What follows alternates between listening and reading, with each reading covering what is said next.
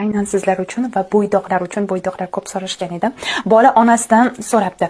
"Oyi, dars qanday qilinadi?" desa, onasi, "Bugun opangning uyiga uni do'sti, o'rtog'i, sinfdoshi keladi. O'shalar bilan birga qarab o'tirsang, dars qilishni o'rganasan", debdi.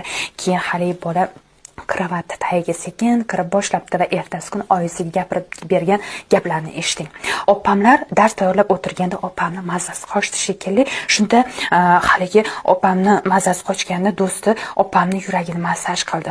Keyin opam issig'i chiqdi shekilli, kiyimlarini yechib tashladi. Keyin opam kasali do'stiga ham yuqdi shekilli, u ham yechindi. Keyin yigitni oldidan ilon chiqdi. Opam ilonni o'ldirmoqchi bo'lib tishlay boshladi. Shunda ilon o'ldi. Keyin yana tirildi. Bu safar opam ilonni bosib o'ldirmoqchi bo'ldi va ustiga o'tirib sakray boshladi. Bu safar ilon aniq o'ldi. Chunki yigit ilonni po'stini shilib tualetga tashlab yuborgandi. Degan ekan, onasi